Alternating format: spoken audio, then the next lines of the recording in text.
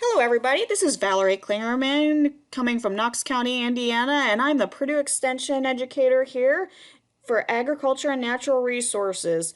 And today we're going to cover Navigating Seed Catalogs Part 2, and we're going to talk about hybrids, cultivars, and varieties. Oh my. We're also going to talk a little bit about transgenic crops and a little bit about disease and insects management in those crops. And again, we're going to put it back to what the seed catalogs will tell you and what to look for in those seed catalogs. So let's go ahead and dive in and get started with hybrids.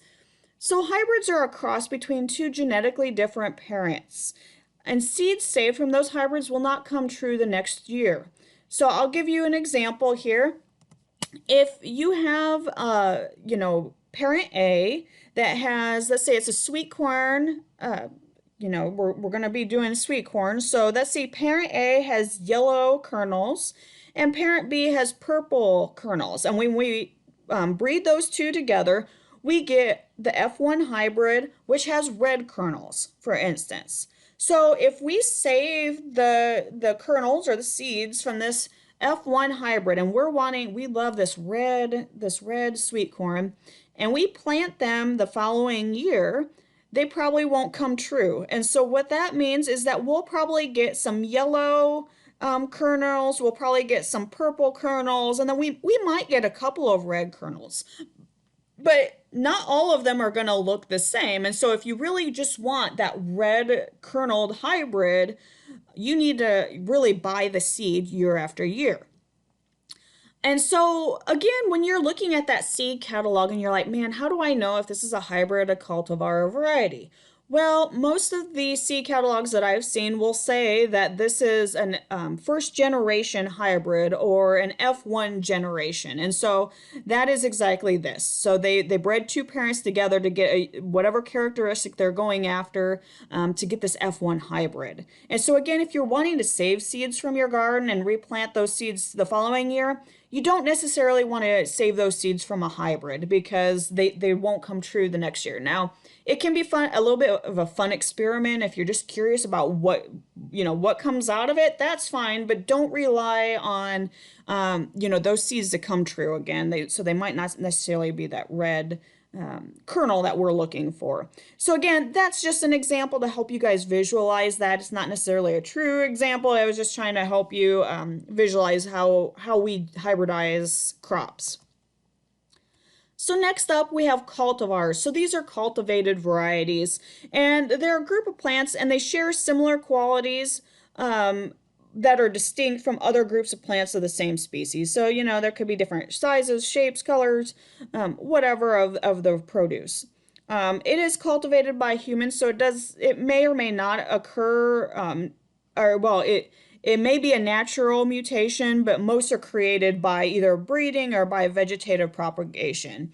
Again, these are rarely true to type. So if, for instance, you save seed from this yellow tomato here, you might get something that's red, you might get something that's small, you might get something that's big. You don't know what you're going to get. So you do not want to save seeds from cultivars either, unless you're just experimenting.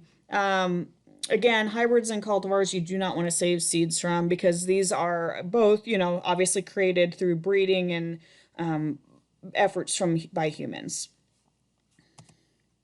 All right, next we'll look at varieties. So varieties often occur in nature, and most varieties are true to type. So these are great because if you save seeds off these plants, they will look the same year after year. They should look the same year after year, or they should look the same as the parent plant. So this is an example of a variety of redbud tree that we have here. And so we have kind of this typical redbud that we think of that has those real purple flowers in the spring. This one, though, has white flowers. And so this is actually a variety of redbud, and you can see, we'll talk a little bit more about how to read these scientific names in the next slide. But again, the rest of this plant, the growth characteristics similar, the leaves look the same, everything looks the same except for this one little characteristic that it's got white flowers instead of purple flowers. So again, if you want to save seed for your garden, you want to save seed from varieties. So you might be asking, well, how do I know if it's a cultivar or variety? Because I haven't said that yet, right? I said that with hybrids, oftentimes the seed catalogs will tell you it's an F1 or first generation, but I haven't said anything about cultivars. So let's look at that. So cultivars and varieties are included in the scientific name of the plant. So again, you want to find that scientific name in the seed catalog, and they will follow the genus and species of the plant. And so for cultivars, the first letter is capitalized and it's never italicized. It's also surrounded by single quotations. So you can see an example again of this red bud. And so it's Circeus canadensis, and then it says lavender twist. And so lavender twist is the cultivar name, and you can see the single quotations, it's capitalized and it's not italicized. And oftentimes with cultivars, the names kind of signify what is special or unique about that specific cultivar. So for this one, it's apparently there's something maybe special with the flowers. It's a nice lavender color. Some of the trees, they'll say like fall sunset or something as a cultivar name. So likely means that it's got some really nice fall color in it, for instance. So again, cultivars a lot of times kind of explain what is unique about that plant. Looking at varieties, varieties are lowercase and italicized, and they have an abbreviation VAR. So again, going back to our redbud example, we have Circeus canadensis VAR alba. So again, the VAR is variety, and alba means that it's that white flowered redbud variety that we had mentioned in the previous slide. So again, this is how you know if you have cultivars or varieties. You have to look at that scientific name, and in the seed catalogs, it's often listed, like if you have a Better Boy tomato, for instance, oftentimes those genus and species names are somewhere close to where that kind of generic or that their company name is. Like, so again, you look under the Better Boy, and a lot of times it'll say the scientific name. All right, a common thing, a common and popular thing that's come up is heirlooms. A lot of people want heirloom varieties, and so these are varieties, so they do occur naturally. And the thing that makes them unique is they've been handed down from gardeners or local farmers for several generations. Now, every seed catalog has a slightly different version of this definition. So some of them might say that the varieties need to be at least 50 years old, or they need to be at least, from pre-World War II or something like that. So again, these definitions slightly change depending on the seed catalog. So if you're really interested in knowing what the specific seed catalog you're using, how they define it, it should be listed on their seed catalog somewhere. But long story short, they're varieties that are old. So that's kind of the long short of it. Heirloom varieties can be variable, and our next slide we'll talk about open pollination, and that's why they're variable. And again, like I said, we'll talk a little bit more about that later. They are very unique, and so a lot of times they'll have unique flavors, unique colors. As you can see with this tomato, it's a dark purple. I've seen some that have like a blended red and yellow colors, and so they are very unique. They are old though, and they're not hybridized or cultivated, so they might be more susceptible to pests, and so that might be an issue. That just be aware of it. Also, sometimes, especially with tomatoes, some of the heirloom varieties are more susceptible to cracking, and so you can see this one's kind of cracking here. Again, it's not that big of a deal. It might look kind of ugly, but you can kind of cut around those and eat it, and no big deal. But it's just something to understand when you're planting these heirlooms, is you might not get something that looks like what you're getting out of a store, for instance. They might be odd shapes, sizes, they might crack real easily. Again, they might be a little susceptible to pests. They can be very variable, but they are very unique. And a lot of folks prefer heirlooms because the flavor, the different flavors, and that they just have a good flavor. So as I mentioned, heirlooms can be variable, and I mentioned that it's because they're open pollinated. And open pollinated plants, basically it happens when pollination occurs by insects when self-pollination or just any other natural forms of pollination. So if other varieties are planted close together, they may cross-pollinate, and that's why you get some of that variability. They can descend from a single plant, though, and we'll talk about that a little bit more in the next slide. So, it could be they could pollinate themselves.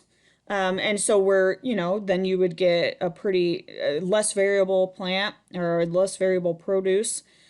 And they're produced through selection applied to that population. So whether that's weather, again, if you have other plants nearby that might be cross-pollinating it, whatever, it is through that selection applied on that, that plant and where it's planted at. Again, these heirloom varieties are generally open pollinated. We also have some other terminology related to pollination, and so one of them is self-pollinated plants. And so those are plants that pollination occurs within the same flower. So that flower has both male and female parts, and so it can pollinate itself. So that's always handy because then you can just buy one tomato plant, for instance, and it can self-pollinate it itself, and you'll get, nice fruit from it. Now, if you have something that requires cross-pollination, it needs to have pollen taken between two different plants to be able to create a crop. So oftentimes I think of, things like pears, blueberries, some of our peaches, and some of those types of tree fruit and berries and stuff like that. Oftentimes, you need to have at least two plants. And so in the seed catalogs, it will tell you, that you need at least two plants to maximize pollination. And with some of the trees, for instance, it'll also tell you what type of tree you need to plant to get your pollination right. So you need, for instance, if you have pears, you need pear trees that you need your pollinator to be blooming at the same time as the plant that you want to produce a crop, because if they're pollinating at different times, they won't cross-pollinate each other. So again, cross-pollination, you'll need multiple plants because you need that cross-pollination between the two different flowers in order to get a crop. So now let's talk a little bit about transgenic crops. And I know transgenic, this gets kind of confusing because there's a lot of stuff out there with the media and other sources that talks about transgenic varieties. And so what these are, they've been developed by use of DNA. So they remove DNA basically from one thing, and they can engineer it and put it into a plant, for instance, and they can insert it into the genome of the plant DNA. These varieties are frequently referred to as genetically modified organisms, or GMOs, or genetically engineered, GE, and again, they're generally hybrids. So some examples are Flavor Saver tomato, BT sweet corn, and Roundup Ready sweet corn.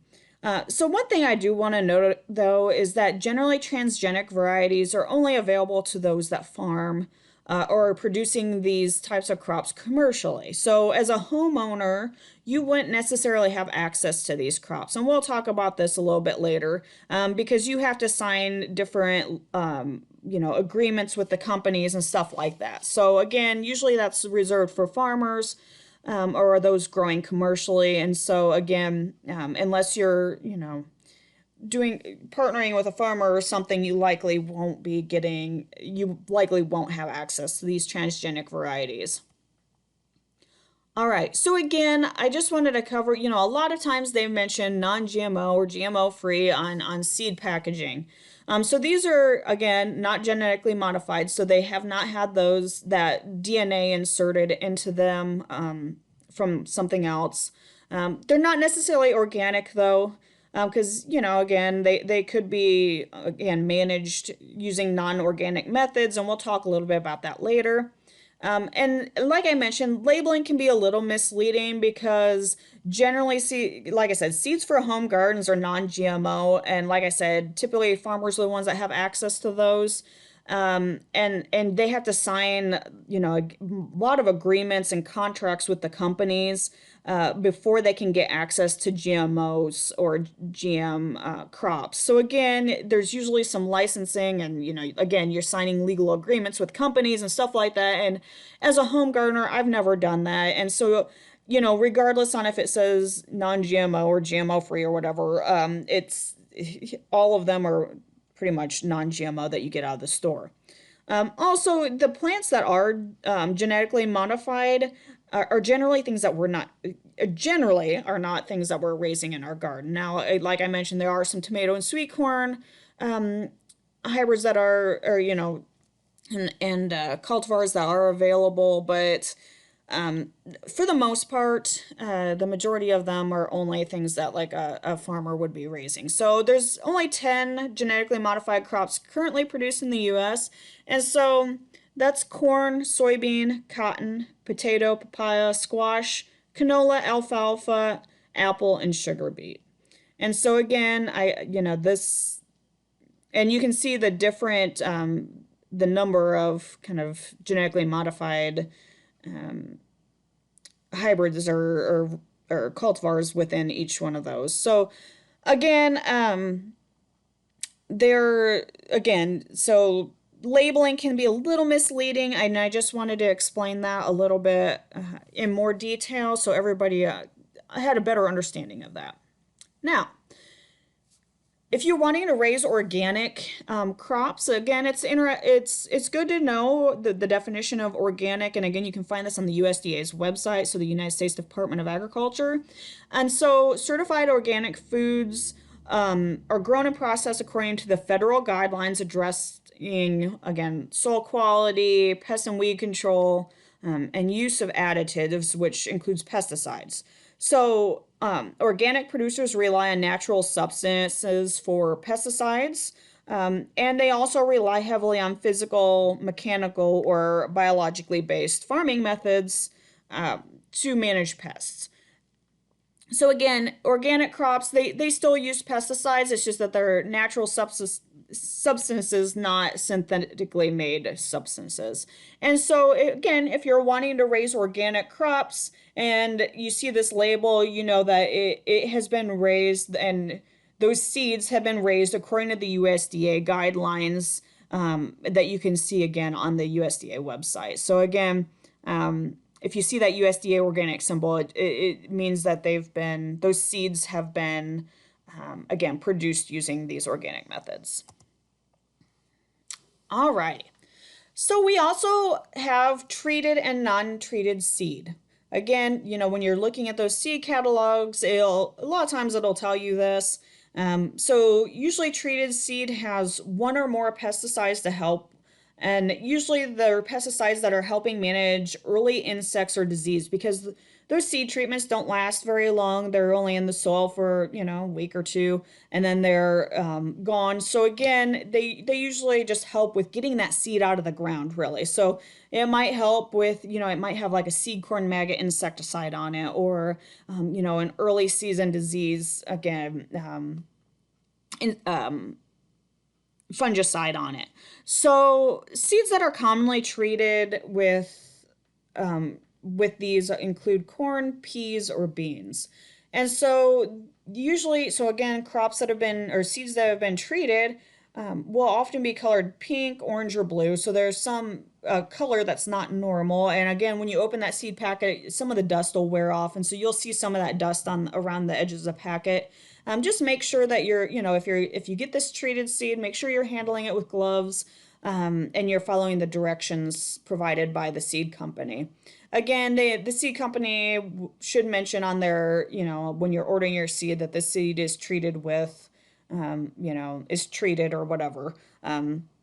There are both organic and non-organic seed treatments. So if you do want to go, raise your garden and have organic seed only, and you get you order seed and you go, oh man, it's treated. Yeah, it's an organic seed treatment. So again, there are organic and non-organic seed treatments available. Just like I said, make sure to handle them according to the seed catalog's recommendations. Also, it's really important to understand what disease and insect problems you have in your area. So again, talking with those gardeners, those seasoned veterans and those gardeners that have been, gardening for years and years because they know what diseases and insects are problems in the area. And so they can tell you and give you pointers on that. You can also reference your local, your land grant college references because they have publications available to you that, again, will highlight kind of the big diseases on tomato, for instance, or the big diseases on green beans. So for your state. So again, really important to either find those, either master gardeners or, gardening groups or go to your land grant university or contact, your county extension educator like myself and we can help you out with some of that. So when you're navigating those seed catalogs, they may use codes to signify resistance. Now, some of them might just say this tomato is resistant, and that's not real helpful. They might say this tomato is resistant to disease, for instance. Well, that's not real helpful because how many hundreds of diseases are there for tomatoes? So I prefer to order through companies that go into more detail on. A lot of times, again, they use these codes to signify the resistance. And so this is for tomatoes specifically. And so a lot of times in the seed catalog, it'll say resistance and it'll say EB and TSW. Well, then I can find this key in the catalog or online and it'll say EB's early blight and TSW is tomato spotted wilt virus. Again, if tomato spotted wilt virus isn't a problem in your area, then you don't necessarily need a tomato resistant to it. But if you do have root knot nematode, you'll want a tomato that's resistant to that. So again, just important to do some homework. And then again, it's really important to get plants that are disease and insect resistant because that really makes your life a lot easier during the growing season. You don't have to spend nearly as much time managing those disease and insects through the year, and you can just enjoy that crop growing and producing fruit, and you don't have to be out there constantly picking bugs off the plant, or if you have to spray for disease issues or clean up dead leaves from disease. Again, it can be really nice just to get stuff that's resistant to the common issues that are in your area, and then you don't have to necessarily put as much work into raising those plants. So again, the seed catalogs have all sorts of different ways that they do this, and so just important to do some research on that when you're ordering. So with that, we're going to wrap up Navigating Seed Catalogs Part 2. Again, I'm Valerie Klingerman, and I'm with Purdue Extension in Knox County. You can find me on Facebook at Purdue Extension Knox County A&R, or you can find more information at our county website. Again, you can look for Purdue Extension Knox County, and you can find more information there. Again, this is Navigating Seed Catalogs Part 2. It's going to be posted at the Purdue Extension Knox County YouTube channel. You can also, again, I will be doing Navigating Seed Catalogs Part 3. And again, we'll be diving into more terminology and maybe specific terminology to like green beans, tomatoes, and again, a little more advanced terminology again about how, again, like forms and methods to get your seeds and what you have to do to start seeds indoors and things like that. And that will be in Navigating Seed Catalogs Part 3. Thank you. Bye.